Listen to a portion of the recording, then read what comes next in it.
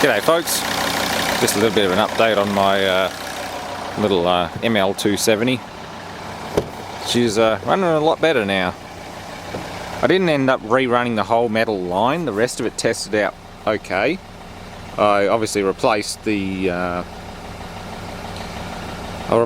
part, well, about a quarter of it from chassis rail to tank with flexible line, and that eliminated a lot of the problems. There were still air leaks, but again I put a new fuel filter in, which isn't an OEM one. It's designed for the vans, I think, the Vito or Sprinter vans. And it's a canister type, not a cartridge.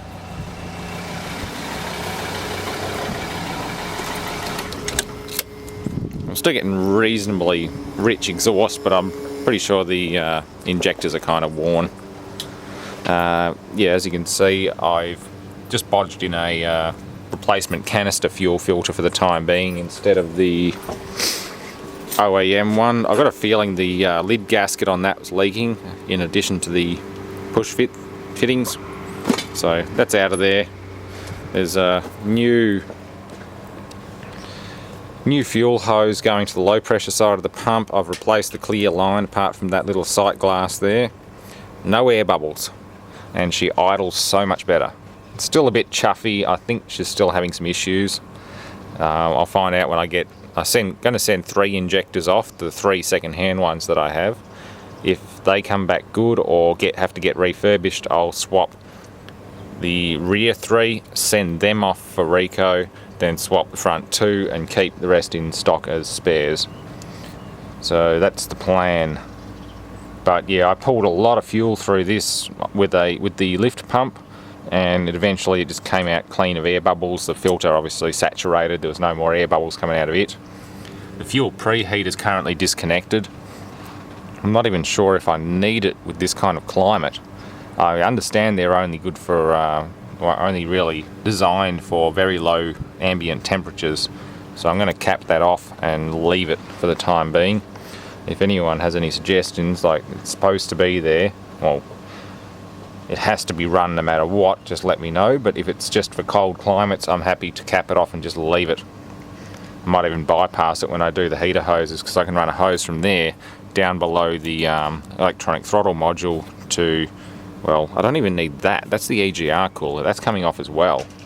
I'm going to get rid of the EGR cooler, all this excess crap, the EGR manifold down the back of the block, and whatever's on the back of the catalytic converter. So yeah, I'm going to simplify this a lot, because it's a diesel. It doesn't have to be that complicated. I'll keep the common rail system as it is, obviously, but it doesn't need EGR, and it probably doesn't need a fuel preheater in a nice warm climate like this, because it's about 30 degrees today, and our winters are lucky to get down to about 2 degrees Celsius. We don't really spend all day driving around in minus 15 Celsius days or minus 40 Celsius days. It just doesn't happen.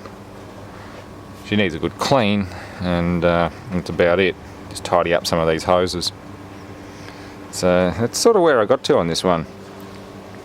I didn't rerun the lines. I did get some I did dig out some copper line and some clear, well, not clear, just low grade, low density PE irrigation tube to lag the copper line with, but I never ended up needing it, because what's left in there is leak free, even though I originally thought there was a crack in it.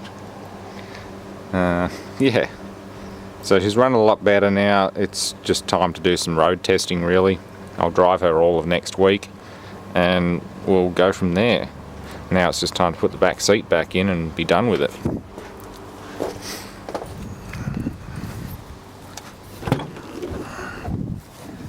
How did my adhesive go? That's good. It's stuck back down again. I just used some polyurethane sealant, Sikaflex, Seal and Flex. Done. Yeah, I'll put the back seats back in, and should be golden for a while anyway, at least until something else goes.